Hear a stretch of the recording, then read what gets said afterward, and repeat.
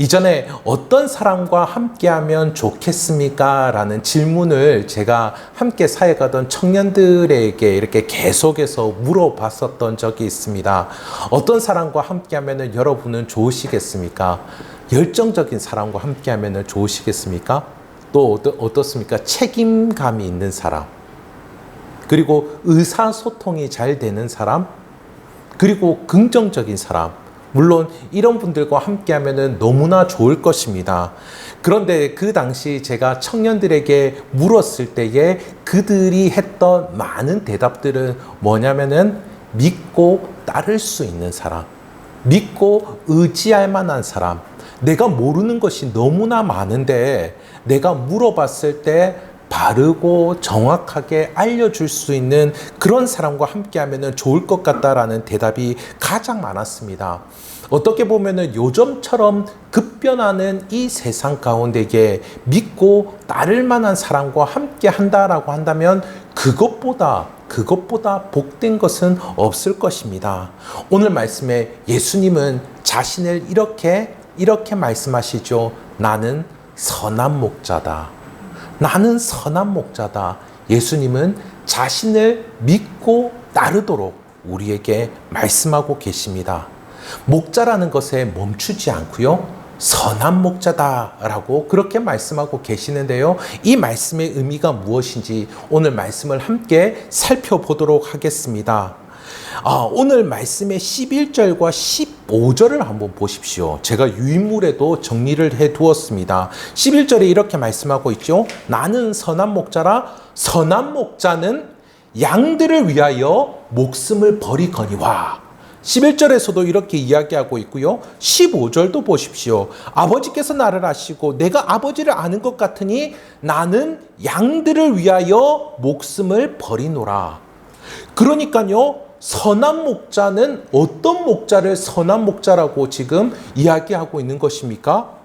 자신의 양들을 위하여서 자기 목숨을 버리는 목자, 그 목자를 선한 목자다. 그렇게 이야기하고 있습니다.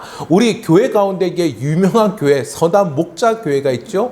우리는 그 교회를 볼 때마다 선한 목자라고 해가지고 우리는 굉장히 목가적이고 굉장히 따뜻한 그런 느낌을 드는데요. 사실은 그 따뜻하고 목가적인 느낌이 들도록 하기 위해서, 그런 경험이 있도록 하기 위하여서 지금 우리 주님은 어떻게 하신다라고 하는 거죠?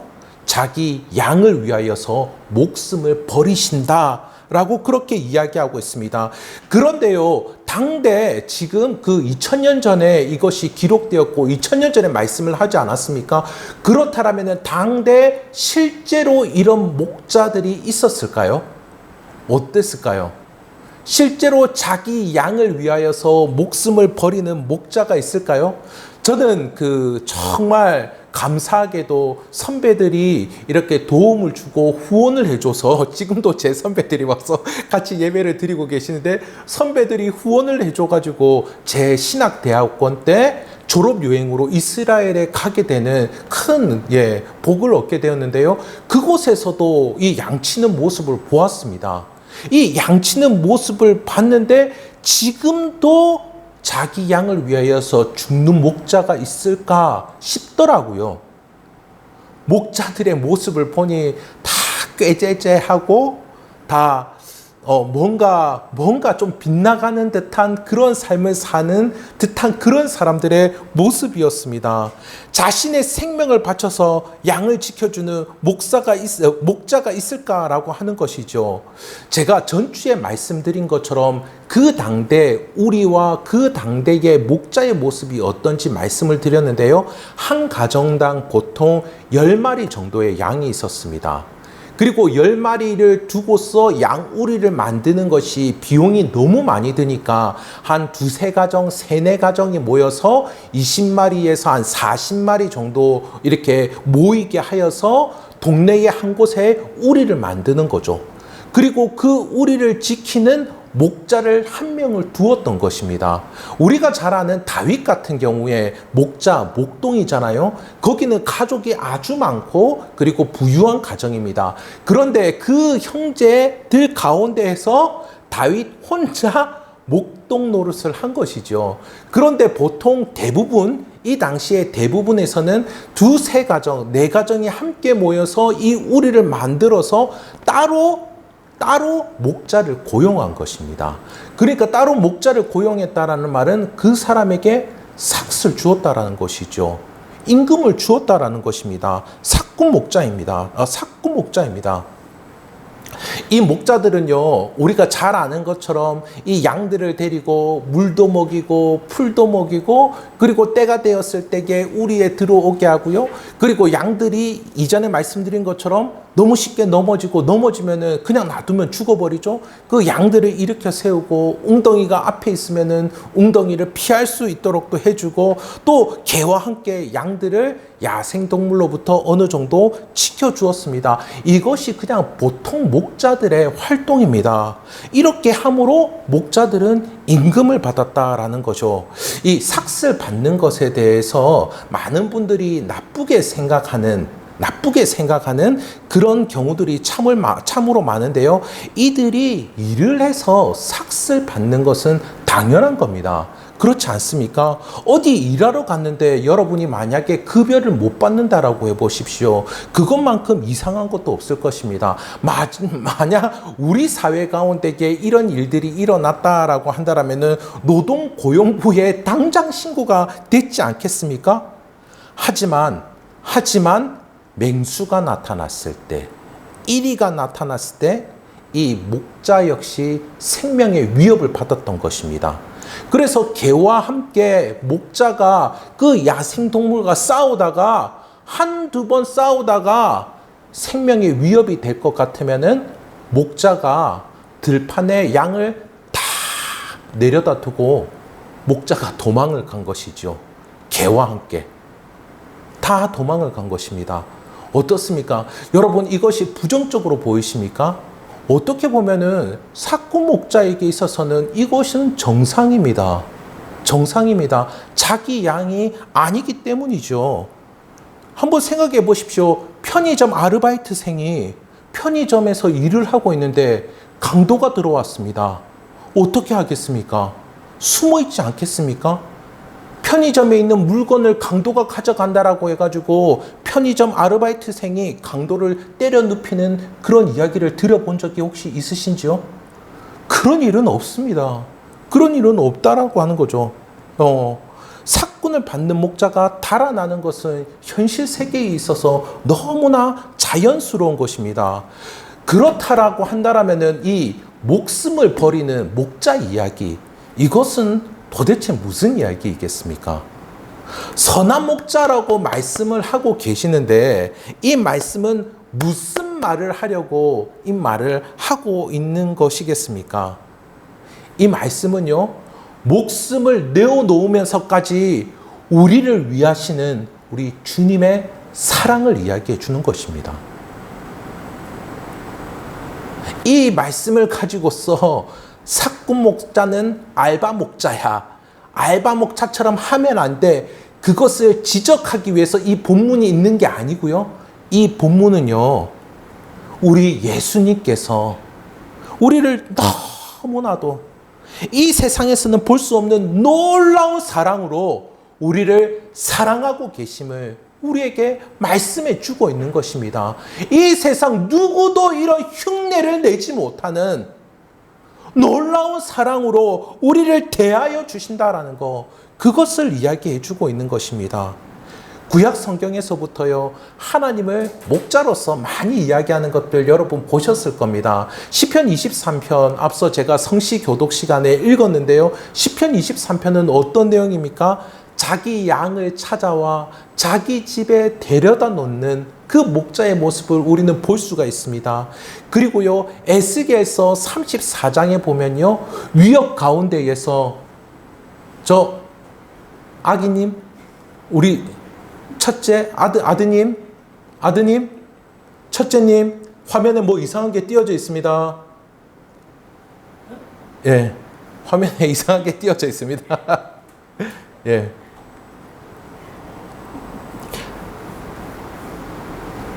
에스겔서 34장에서는요, 위험 가운데에 구출해 주시는 목자를 이야기하고 있고요. 스가랴서에서는 긍휼을 베풀어 주시는 목자를 이야기하고 있습니다. 구약 성경에 있는 이런 것들을 총망라하여서 완성된 모습으로 보여주는 것, 이것이 바로 이 요한복음 10장에 나오는 선한 목자다라고 하는 것이죠. 그 모든 것을 다 통틀어 가지고 사랑의 폭발을 드러내는 이 본문이 바로 이 요한복음 10장의 말씀인 것입니다. 그래서 선한 목자는 자기의 양을 위하여서 죽는 목자다, 그렇게 말씀하여 주시는 것이죠. 예수님은 기꺼이 자신의 목숨을 버리고서 우리에게 영원한 생명, 그냥 물이나 풀이나 안식처 정도가 아니고요, 우리에게 영원한 생명을 주신 목자인 것입니다. 또한 우리를 영원한 하나님의 나라로 인도하시는 선한 목자이십니다. 이렇게 목숨을 버릴 정도로 사랑하시는 그 이유는 선한 목자는 자기 양을 알기 때문이다 말씀하고 계시지요. 14절과 15절을 한번 보도록 하겠습니다. 14절과 15절, 나는 선한 목자라. 나는 내 양을 알고 양도 나를 아는 것이 아버지께서 나를 아시고 내가 아버지를 아는 것 같으니 나는 양을 위하여 목숨을 버리노라. 아멘. 선한 목자와 양의 관계를 이야기해 주시는데요. 근데 사실 이것을 읽었지만은 굉장히 이해하기 힘듭니다. 아버지 하나님과 예수님이 아는 사이다라고 이야기를 하고 계시죠. 서로 간에 아신다라고 합니다. 그것처럼 선한 목자와 양도 안다, 그렇게 이야기를 하고 있는데요. 그렇다면은 하나님이 예수님을 아는 것과 예수님이 아버지 하나님을 아는 것이 어떤 것일까 너무 궁금한데요. 이것이 인간의 육신으로서의 아버지가 그 아들을 아는 것, 아들이 아버지를 아는 것, 이것과는 비교를 할 수 없을 것입니다. 그렇기 때문에 이것을 참 이해하기 힘든데요. 이것을 조금이나마 이야기할 수 있는 본문이 있습니다. 요한복음 15장 9절의 말씀인데요. 요한복음 15장 9절, 우리 다 함께 읽어보도록 하겠습니다. 아버지께서 나를 사랑하신 것 같이 나도 너희를 사랑하였으니 나의 사랑 안에 거하라. 아멘. 선한 목자이신 예수님은 철저히 아버지 하나님의 사랑을 받고 있는 겁니다. 그 사랑을 받고 있는 그 사랑으로 자기의 양을 사랑해 주신다라고 그렇게 이야기하죠. 하나님 아버지의 완전하신 사랑, 그 사랑의 높이와 깊이와 넓이와 길이를 우리는 다 헤아리지 못할 것입니다. 그런데 그 놀라운 사랑으로 자기 양을 사랑하신다 말씀하고 계시죠. 그렇게 아버지께서 사랑하신 것 같이, 아버지께서 귀하게 여기신 것 같이 그렇게 자기 양을 대하십니다. 그래서 자기 양을 위하여서 위협이 다가올 때 목숨까지도 내어놓을 수가 있는 것이죠. 이런 모습을 현실의 목자와 현실의 양의 관계에서도 어느 정도 볼 수가 있는데요. 케네스 이 베일리라는 목사님이 있습니다. 예, 이분은 그 평생 중동 지역에 살아가면서 중동에 있는 그런 여러 생활 문화, 환경들, 그런 것들을 경험하면서 성경에 있는 말씀이 정말 어떤 말씀일까, 이것을 연구한 학자인데요. 저도 이런 전문적인 학자가 있는 것이 너무나 감사했습니다. 이분의 선한 목자라는 책에는 이런 내용이 나옵니다. 목자는 양들에게 주로 그들의 특징에 따라 이름을 지어준다. 깃볼 장군, 짧은 꼬랑지, 맑은 눈망울, 천사, 느림보, 점박이 등으로 부른다. 양들이 목자의 부름에 순종하는 것은 목자가 내는 목소리와 독특한 음색과 특성 때문이다. 그렇게 이야기하면서 이분이 이렇게 단락을 결론지어서 이렇게 이야기합니다. 그리고 대체로 목자들은 양의 수를 세지 않는다. 양의 수를 세지 않는다라고 합니다. 30마리 내외의 양이 있는데 양의 수를 세지 않는데요. 목자는 이 양들을 하나하나 부르며 자신의 음성을 듣고 양들을 따를 때까지 기다릴 뿐이라고 합니다. 양들이 모든 것이 둔하지만 청력 하나는 뛰어나죠. 그래서 이 목자는 따로 수를 세지 않아도 개별적으로 양을 한 마리 한 마리 한 마리 부를 때마다 그 양들은 모두 반응을 하여서 목자를 따른다라고 합니다. 뭉뚱그려서 수를 세지 않는 것입니다. 이 자기 목자의 음성에만 반응하는 아주 개별적으로 그만을 아는 모습 가운데에 반응을 한다라는 것이죠. 하나님은 이스라엘 백성들을 이처럼 사랑하기를 원하셨습니다. 구약의 마지막 책이 말라기서인데요. 말라기서 1장 2절에 이렇게 말씀하고 있습니다. 유인물에도 있습니다. 여호와께서 이르시되 내가 너희를 사랑하였노라 하나 너희는 이르기를 주께서 어떻게 우리를 사랑하셨나이까 하는도다. 나 여호와가 말하노라 에서는 야곱의 형이 아니냐 그러나 내가 야곱을 사랑하였고. 구약의 역사는 무엇입니까? 끊임없이 하나님께서 이스라엘 백성들을 찾으시는 이야기입니다. 이스라엘 백성들을 끊임없이 사랑하여 찾는 이야기가 나오고 있는 것이죠. 그런데 지금 구약의 마지막 이스라엘 백성들이 이야기합니다. 언제 어떻게 사랑하셨습니까? 이렇게 하나님께 따져 묻고 있다라고 하는 것이죠. 그래서 하나님이 말씀하여 주십니다. 나는 에서가 아니고 야곱 너 하나만을 사랑하였다. 그렇게 이야기하고 있습니다. 이 세상에 둘도 없이 야곱 너 하나만을 사랑했다. 이야기하고 계시는 것입니다. 이 야곱으로부터 나온 민족이 바로 이 이스라엘 민족이잖아요. 신약에 와서 하나님의 아들 예수께서 이렇게 자기 백성들을 대하고 계시는 겁니다. 이 세상에 둘도 없이 너만을 알고 너만을 사랑하겠다라고 하시는 것입니다. 그렇게 너만을 내가 내 양 너만을 사랑하겠다라고 보여주는 것이 바로 십자가인 것이죠. 이렇게 예수님은 자신의 죽음을 말씀하실 때마다 늘 자신의 사명을 함께 이야기해 주시는 것들을 우리는 볼 수가 있습니다.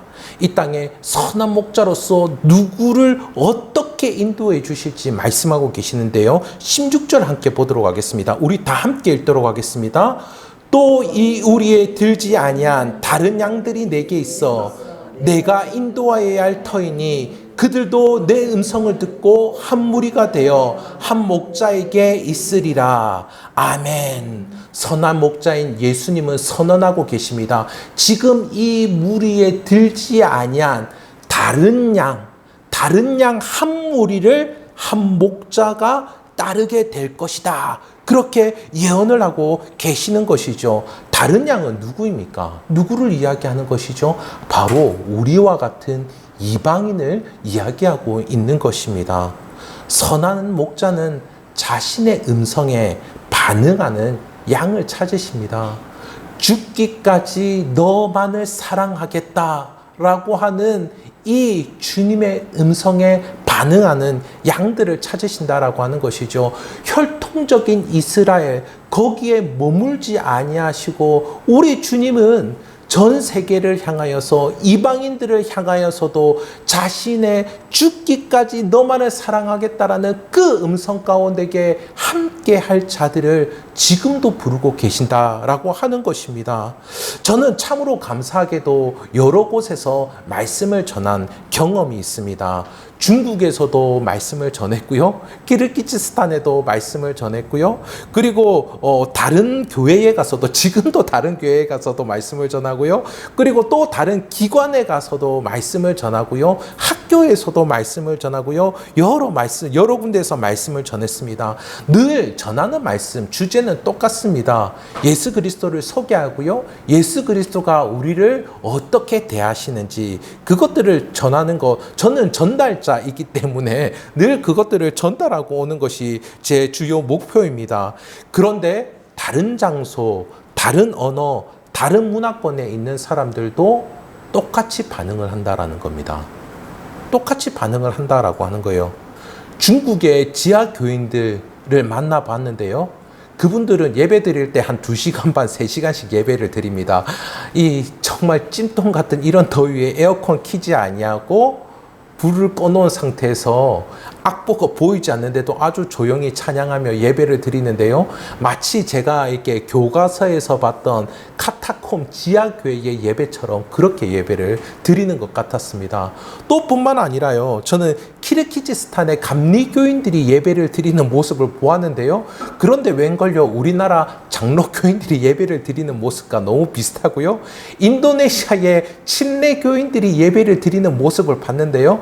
그런데 우리나라의 순복음교인들이 예배를 드리는 모습과 너무 비슷합니다.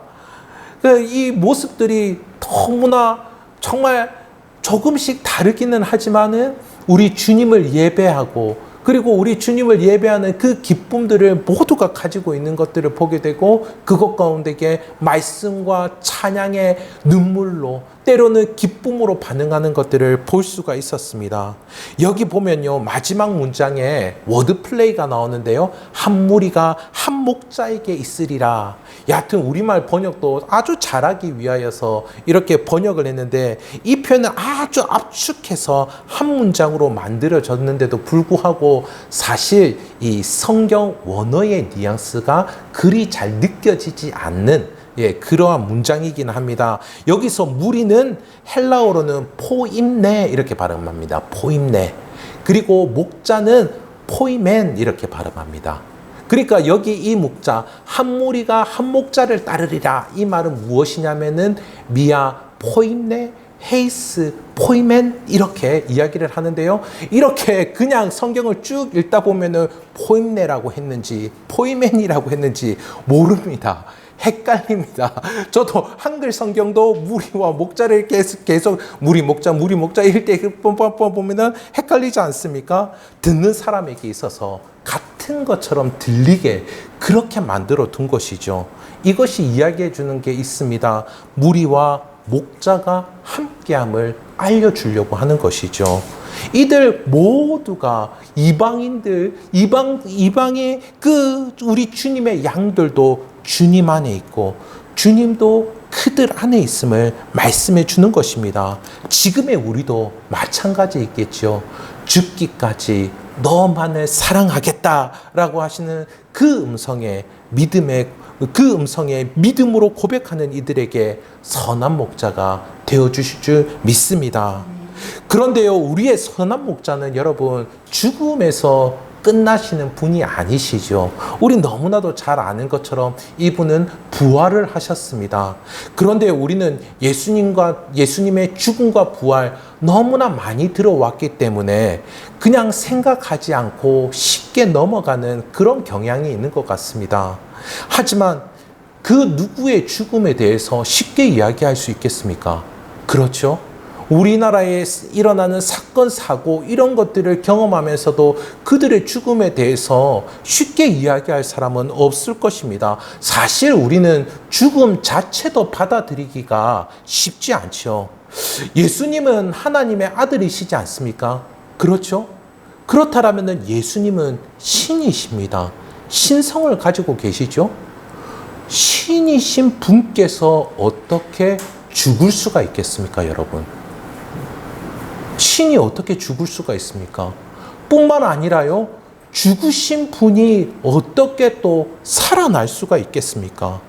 17절과 18절을 보도록 하겠습니다.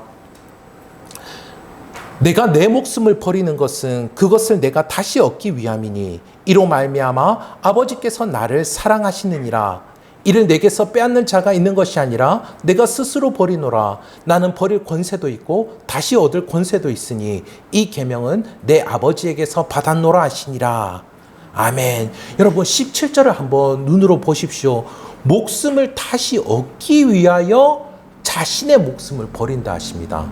목숨을 다시 얻기 위하여. 이미 목숨을 가지고 계셨는데 왜 목숨을 다시 얻기 위하여서 목숨을 버릴까? 잘 이해가 안 됩니다. 잘 이해가 안 됩니다. 어차피 덥고 잘 이불인데 왜 아침에 일어나면 이불을 개야 합니까? 이런 식으로 사람들이 반응을 할 수 있다라고 하는 거죠. 그런데 다시 목숨을 얻기 위하여서 자신의 목숨을 버린다라는 이 말씀을 우리가 해석할 수 있는 말씀이 있습니다. 바로 요한복음 12장 24절 말씀인데요. 12장 24절, 제가 줄여놨는데 한번 다 함께 읽어보도록 하겠습니다. 한 알의 밀이 땅에 떨어져 죽지 아니하면 한 알 그대로 있고 죽으면 많은 열매를 맺느니라. 아멘. 예수님께서 다시 얻을 생명임에도 불구하고 죽으신 이유가 무엇입니까? 새 생명을 얻도록 하기 위하여서, 영원한 생명을 얻도록 하기 위하여서, 부활 생명을 우리에게 주시기 위하여서 자신의 목숨을 버리신 것이다 라고 하는 것입니다. 자기 양들에게 영원한 생명을 풍성하게 누리도록 하기 위해서 자신의 목숨을 버리신 것이다 라고 하는 것이죠. 그리고 예수님은 이 일들을 자발적으로 행하셨습니다. 예수님은 자신의 목숨에 대해서 버릴 권세도 있고 심지어 얻을 권세까지 있다, 그렇게 말씀하고 계시죠. 결코 이 목숨을 강제로 빼앗긴 것이 아니다라고 하는 것입니다. 강제로 목숨이 빼앗겼다라고 한다면은 어떻게 선한 목자께서 우리를 사랑한다 할 수 있겠습니까? 사랑하기에 자발적으로 이 일을 하신 것이죠. 요한복음 15장 9절 다시 한 번 더 읽도록 하겠습니다. 아버지께서 나를 사랑하신 것 같이 나도 너희를 사랑하였으니 나의 사랑 안에 거하라. 아멘. 아버지 하나님께서 자신의 양들을 맡겨주셔서 그들을 사랑하라고 하신 것, 이것은 계명입니다. 그런데 이 계명을 자신의 의지를 가지고서 사랑함으로 이 양을 지키시는 것이죠. 자신의 의지를 가지고서 말이죠. 그렇게 사랑으로 자신의 목숨을 내어놓으신 것입니다. 자신의 양들에게 영원한 생명을 주기 위하여서 예수님은 열심을 내신 것입니다. 자기 양들로 생명을 얻고 더 풍성히 얻도록 하시기 위하여서 선한 목자가 되어주셨다라는 거죠. 목숨을 버리기까지 하는 그런 목자요. 오늘 말씀을 통하여서 몇 가지 적용을 해보도록 하겠습니다. 먼저 우리의 전부를 선한 목자에게 의탁드릴 수 있기를 간절히 소원합니다. 많은 분들은 인생의 변곡점들을 지날 때마다 기도를 하고 우리의 삶을 주님께 의탁드리는 그런 모습들을 많이 보게 됩니다. 진로를 결정하고 이사를 하게 되고 취업을 하고 이직을 하는 여러 상황 속에 지혜롭게 선택할 수 있게 해달라, 그렇게 기도를 하죠. 그리고 그 선택이 하나님의 뜻이 되게 하기를 원합니다.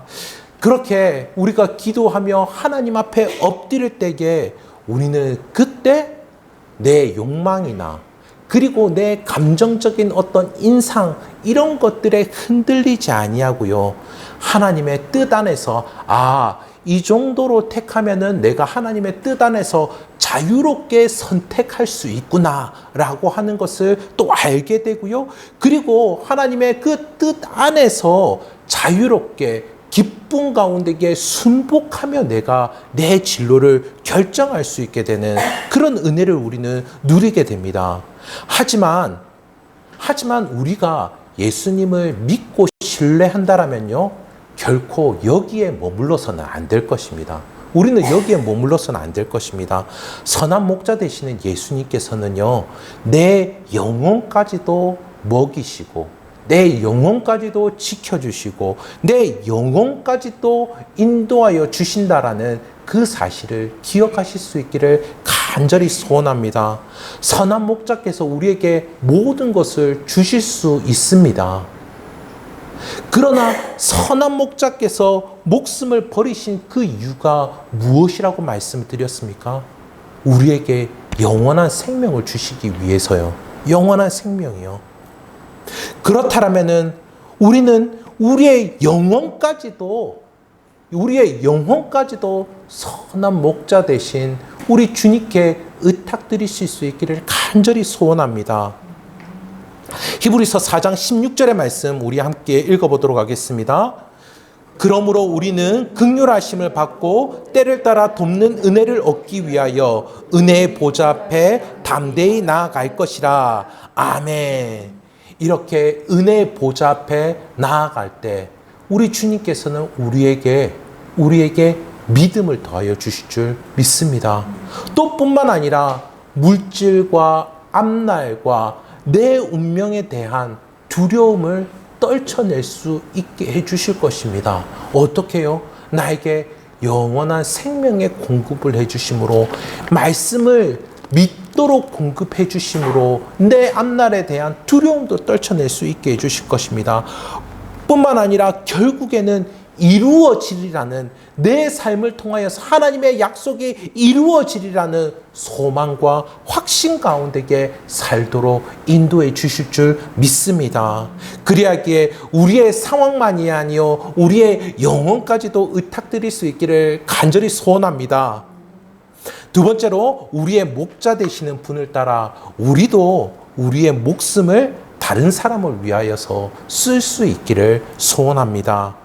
18세기에 영국과 미국에서 부흥을 이끌었던 조지 휘필드 목사님, 아시는지요? 조지 휘필드 목사님. 그분이 이렇게 말씀하셨습니다. 나는 녹슬어서 없어지는 사람이 되지 아니하고 닳아서 없어지는 사람이 되기를 원합니다. 여러분, 우리의 인생은 소모됩니다. 우리의 인생이라는 건 소모품입니다. 왜냐하면 우리는 유한하잖아요. 결국에는 소모품입니다.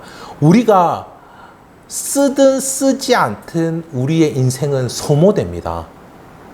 우리가 우리의 인생을 이렇게 쓰든 저렇게 쓰든 우리의 인생은 소모된다라고 하는 것이죠.